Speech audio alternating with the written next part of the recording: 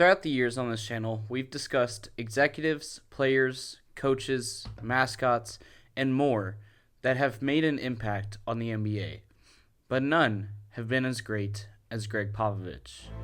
As a Spurs fan, I have some bias towards this, and it really holds a special place in my heart. And I've had the privilege of witnessing the dynasty as it's come to be. But with Popovich's recent stroke and health scares, it reminds us that we need to give people their roses while we still can. So join me as we dive deep into Pop's legacy and impact on not just the Spurs, but the entire NBA as a whole.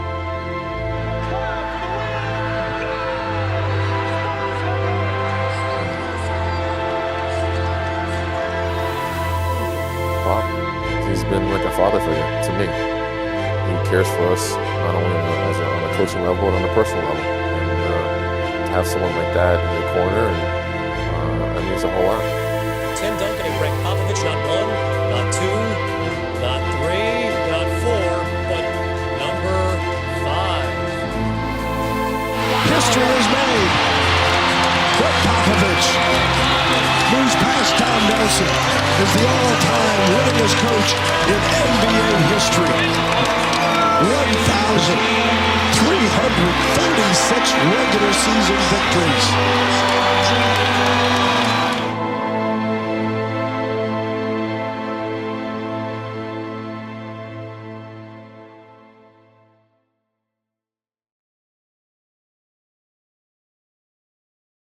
Cadet Gregg Popovich.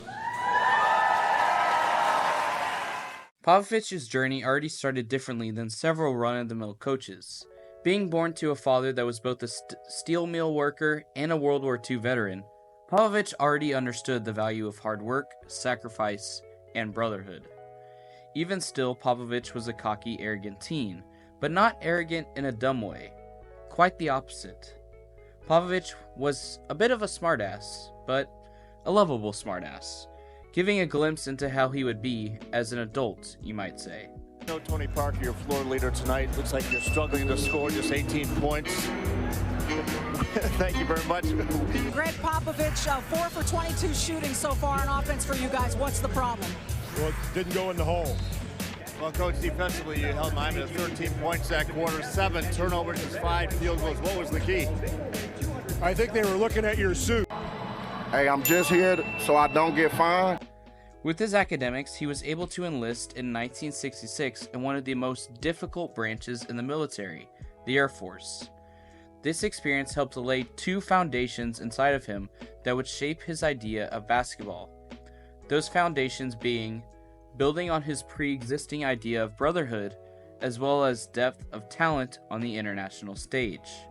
While playing basketball in all of the years he was at the Air Force, quote, as a member of the All-Star Team Goodwill Tour from April to May 1972, he traveled to such cities such as Moscow, the Ukrainian capital of Kiev, the Lithuanian capital, the Gregorian capital, and the Estonian capital.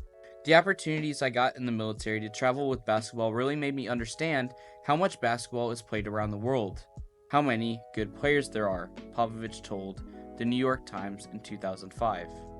After playing basketball for the Air Force for several years as one of the best players, his coaching career would finally begin in 1973 for the high school at the Air Force Preparatory School before moving up to coaching college-aged cadets instead. There he would continue for 6 years and served as an assistant for head coach Hank Egan, a man that would come up again later. He coached there, as I mentioned, for 6 years from 1973 until 1979, when Popovich became the head coach of the Pomona Pitzer men's basketball team. In 1972, Pop even tried out for the Olympic basketball team but failed, but didn't leave without catching the eye of Larry Brown. Through a series of networking of Hank Eden and Coach Smith, Pop would hear tales of Larry Brown in Kansas and would occasionally meet up with him until in 1980, Popovich even took a year off from his Sagehawks team to be on the bench with Larry Brown. This escalated, resulting in 1985 when Popovich was the assistant coach at Kansas with Larry Brown until returning to Pomona Pitzer now as the head coach. Those years must have made an impression on Larry Brown. because he wanted his old volunteer assistant to be his assistant on the bigger stage, having Popovich join him in the NBA in 1988. Assistant coach Gregg Popovich took over the reins as the Spurs vice president of basketball operations. I'm honored to have the opportunity to accept this challenge and work with the Spurs. Over the next 3 years, Popovich was turning heads and making an impression even just as an assistant. He was connecting with players and using tactics and strategy that came from being a military mind.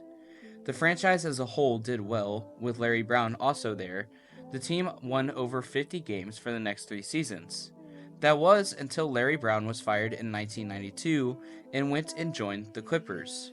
With his wingman out, Popovich was offered to stay with San Antonio after the imprint he has already made. But he actually spent 2 years as the Warriors' assistant coach instead from 1992 to 1994, where he actually was under Don Nelson, a name that he would later pass in terms of wins. That was until an enticing offer came to him. Popovich was so great that the executives and owner Red McCombs wanted him to not just be a part of the organization, but to be president and general manager. The higher-ups could already see then what we've witnessed now. While many called him unqualified, the Spurs knew that his military thinking would cultivate a sense of strategy, leadership, teamwork, expectation, and excellence. At the time, Bob Hill was the coach of the Spurs, but with his consolidation of power, Popovich fired Bob Hill only to replace Hill with himself. The move was met with extreme pushback. Of course, the Popovich back then was different than the one we know now. Despite his years coaching in the Air Force, Pop was seen as a very inexperienced coach, and hiring himself seemed like an act of ego and selfishness rather than strategic movement to help the team. Coupled with the fact that Bob Hill had a 62 and 59 win season, it seemed really unnecessary.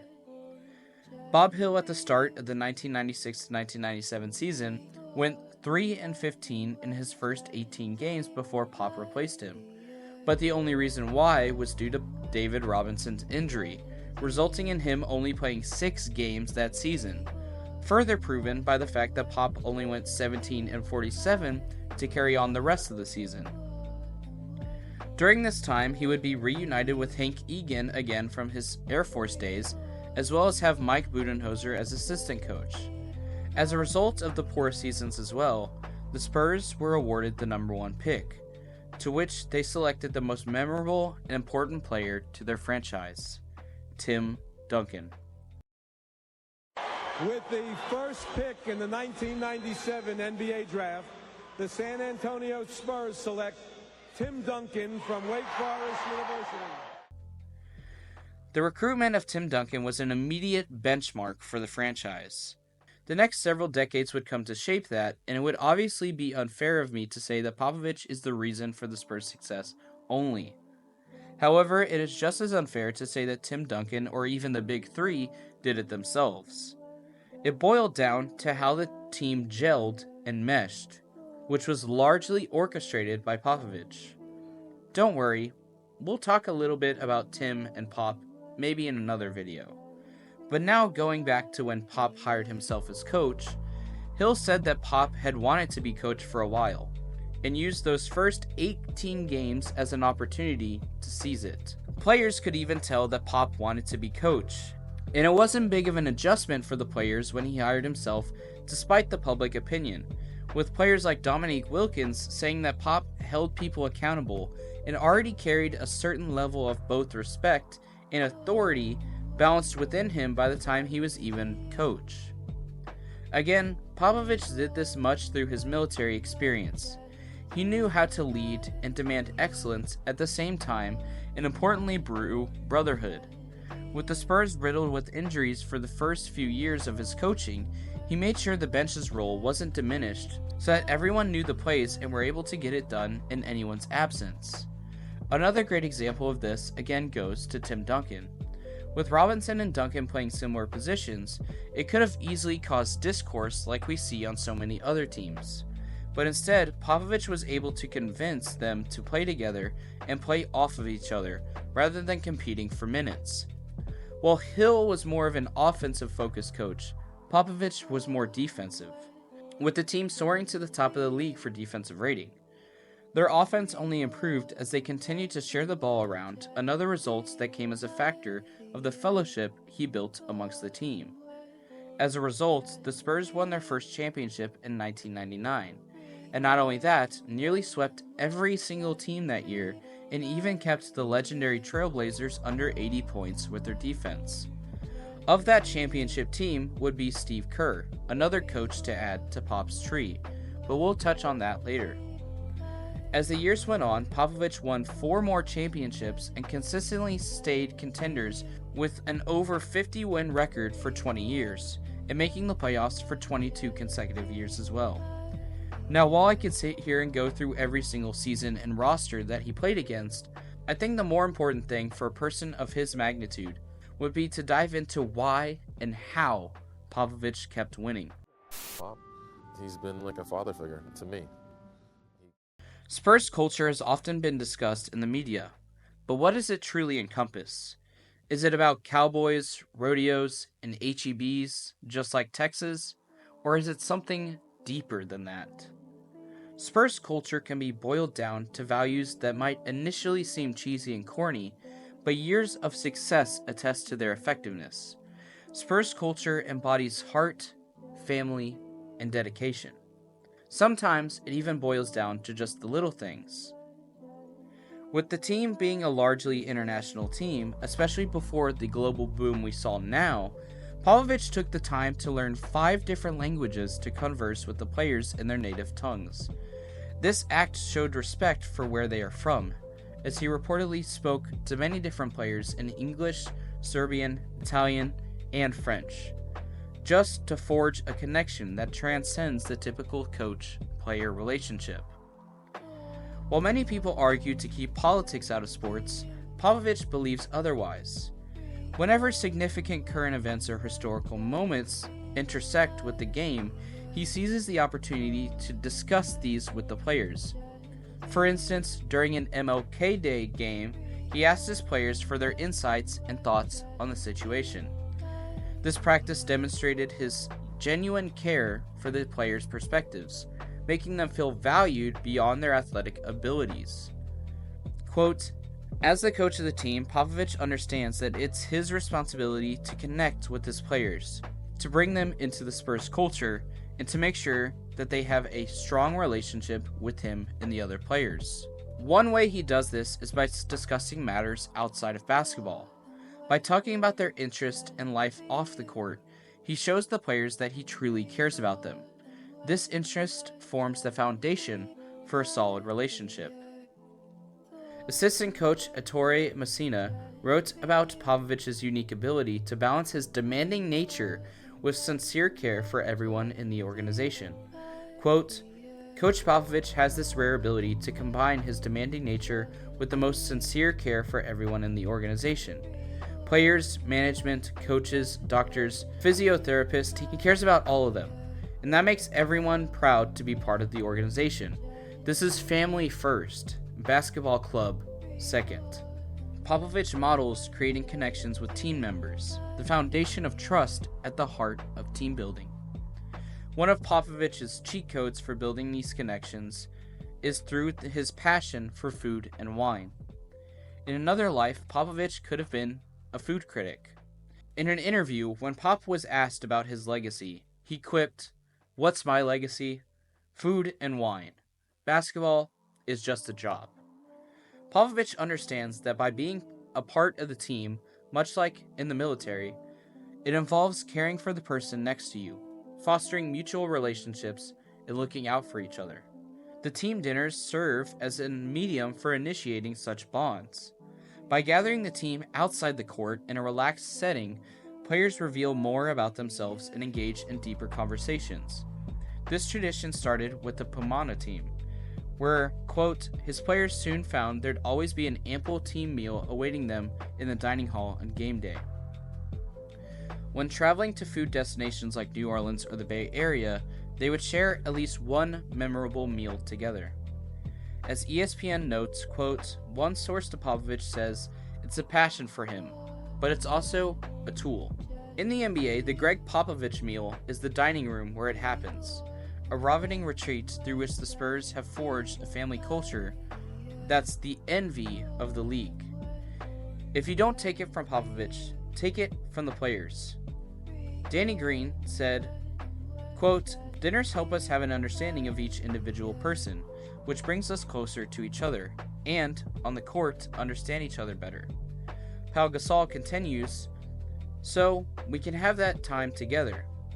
I haven't been a part of that anywhere else, and players know the importance of it as well, and how important it is to Pop. Another former player reflected, I was friends with every single teammate I ever had in my time with the Spurs. That might sound far-fetched, but it's true. And those team meals were one of the biggest reasons why.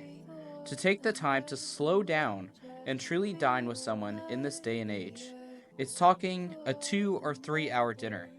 You naturally connect on a different level than just on the court or in the locker room. It seems like a pretty obvious way to build team chemistry, but the tricky part is getting everyone to buy in and actually want to go. You combine amazing restaurants with an interesting group of teammates from a bunch of different countries, and the result is some of the best memories I have from my career. Even when there wasn't a fancy restaurant, the team would gather at Pop's apartment in an on-campus dorm to eat and watch game tape on VHS. On Thanksgiving and Christmas, Popovich and his wife Erin would cook meals for the players who stayed on campus. Quote, they made us feel truly like family, says Erin Whitham, another of Popovich's former Pomino players. Popovich's commitment to his players extends beyond just the dinners, though. When DeMar DeRozan's father passed away, Popovich stayed with him and cried with him. He flew to have a meal with Tim Duncan's family and provided support during personal crisis. The essence of Spurs culture is heart, family, and dedication. It's a culture where players not only understand each other's playing styles, but also forge connections as individuals. This is why the Spurs are more than a team on the court. They are a family. Where there is camaraderie and a sense of belonging within the Spurs, it is balanced with high expectations. While the Spurs are indeed a family, everyone is expected to contribute evenly. No freeloaders or dead weights. Every position on this dynasty team must be earned. You might have heard the phrase, pound the rock, in the basketball world. It comes from a teaching that Popovich has passed down to his players. This idea, derived from the Danish-American social reformer Jacob Riis, emphasized persistence. The original quote says, when nothing seems to help, I go back and look at the stonecutter hammering away at his rock.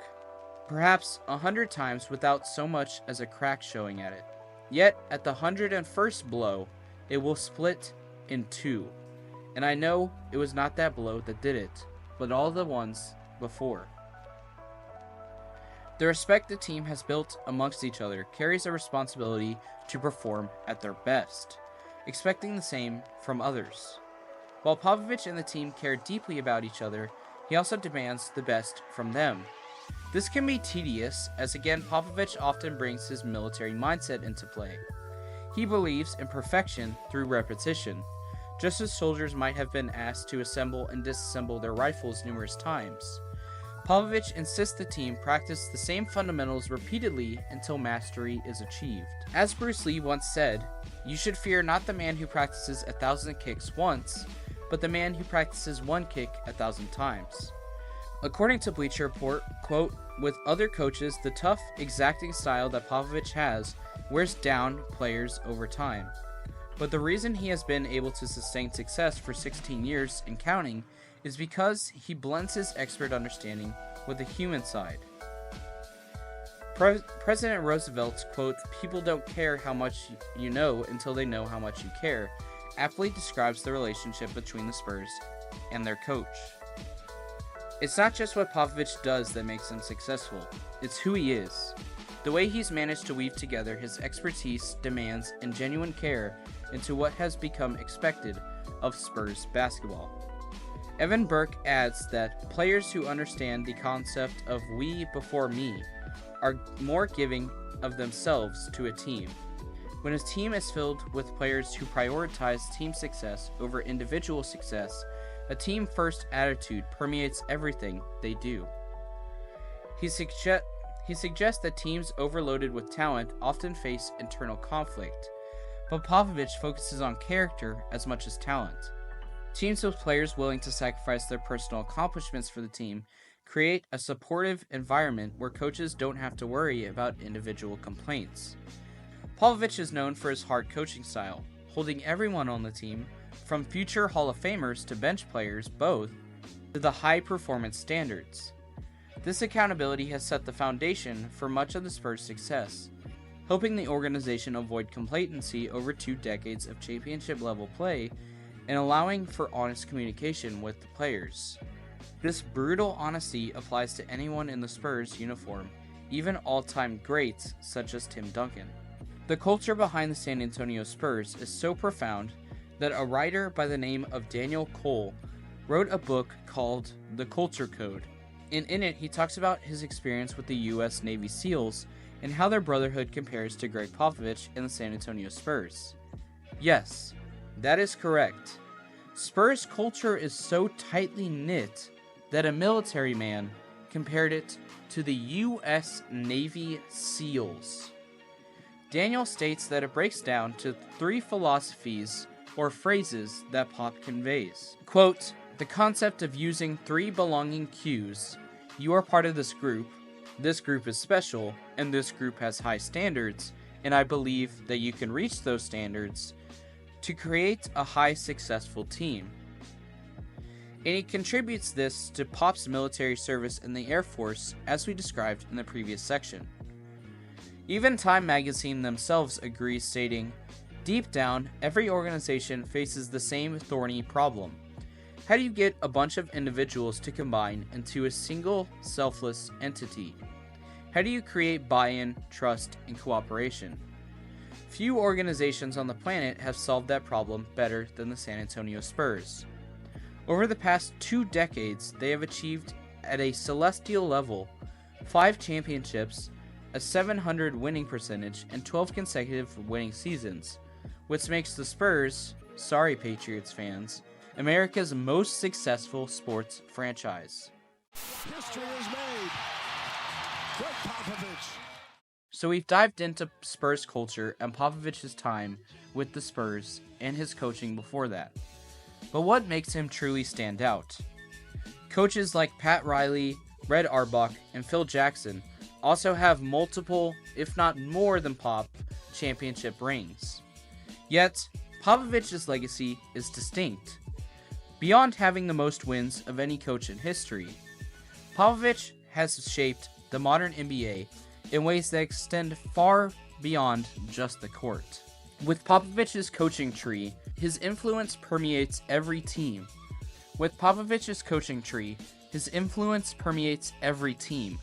Evident in the widespread adoption of his coaching philosophy and practices. At the core of Popovich's coaching philosophy is an unwavering emphasis of teamwork, selflessness, and the collective success of the team over individual accolades. He has cultivated a culture within the Spurs organization that values character, work ethic, and team-first mentality. This approach has fostered an environment where players from diverse backgrounds and skill sets have thrived, leading to sustained success over decades. Popovich is renowned for his ability to develop talent, often transforming overlooked players into key contributors. His system allows players to maximize their potential by focusing on their strengths and seamlessly integrating them into the team's strategy. This knack for player development has been crucial in maintaining the Spurs' competitiveness, especially in the face of roster changes in the developing landscape of the NBA. Through a combination of assistant coaches and players, a significant percentage of current and former NBA coaches have been exposed to Popovich's teachings. This has spread Popovich's culture and style of coaching throughout the league, creating a profound impact. Notable names in his coaching tree include Steve Kerr, Monty Williams, Doc Rivers, Ime Udoka, Will Hardy, and many others. Even those indirectly connected to Pop carry his influence. Coaches like Chris Finch and Wes Unseld Jr. worked under Mike Malone, who was an assistant under Mike Brown, who in turn was an assistant for Popovich. This ripple effect of his teachings is evident in the coaching philosophies and successes of these individuals. Popovich's impact is not just limited to the players on the Spurs either. Team USA has experienced his unique approach, invoking the same respect and admiration in just a few weeks that Spurs players and fans have felt for years. Kevin Durant, reflecting on his time with Popovich, stated, quote, "You hear stories about Pop and how he runs the show, and then I had the opportunity to play for him, and you kind of get it now. His impact around basketball in general has been felt for decades, and I'm grateful I got an opportunity to learn under him." Gregg Popovich's ability to connect with people extends beyond basketball. His charitable work with organizations like the San Antonio Food Bank, Shoes That Fit, and Innocence Network understands his commitment to making a difference off the court. Quote, As an Air Force veteran and longtime humanitarian, Popovich has proved that becoming a true champion requires more than simply winning games, states the National Coaching Association. Popovich's community involvement has always been close to his heart. Whether it was taking the team to help the San Antonio Food Bank warehouse or visiting wounded warriors at Brooke Army Medical Center, Popovich instilled a sense of community and responsibility in his players and staff. Many argue that Popovich's success wouldn't have been possible without Tim Duncan, and Popovich himself would agree. Their partnership created an indivisible culture that has become synonymous with the Spurs. In summary, Gregg Popovich's legacy in the NBA is defined by more than just championships and coaching records. His influence on the sport, his players, and society is categorized by humility, adaptability, and a commitment to excellence. As Popovich continues to lead with integrity and passion, his impact on basketball and beyond remains deeply significant and enduring.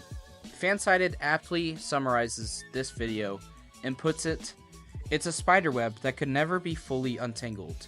2,028 games, 1,335 wins, 5 championships, 200 players, 19 current NBA coaches with a concrete connection, and a protege ready to take over the WNBA, and 7 other teams working with front office leaders steeped in Spurs culture.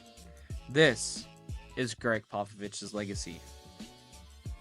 I made a video a long time ago that tries to say how much Pop has done when he won the win record. He was a coach of all-stars, a coach of coaches, a coach of Hall of Famers, and more importantly, more than just a coach. Even within that fan-sided quote, the article still does not encapsulate it all. With it now being 2,500 games that Pop has played, winning over 1,500 of them, and now Wemby resides as the face of the franchise. And even if Pop leaves, he certainly has made his mark already, so that Wemby can lead when Popovich leaves, the same way that Tim Duncan once led. And the ripple effect is even shown with Wemby, as he trained under legendary Tony Parker. With that said, thank you, Pop, for all that you've done and the legacy that you have left behind. And we give you your roses. With that being said, guys, I hope you enjoyed this video. If you did, I upload every Thursday, so be sure to subscribe for more. It would help me out if you dropped a like, commented, or shared the video around for the algorithm. And we're trying to hit 25K for this year, 25K for 2025. And with all that said, I hope to see you all in the next one. Peace out. This is not okay. This needs to stop now.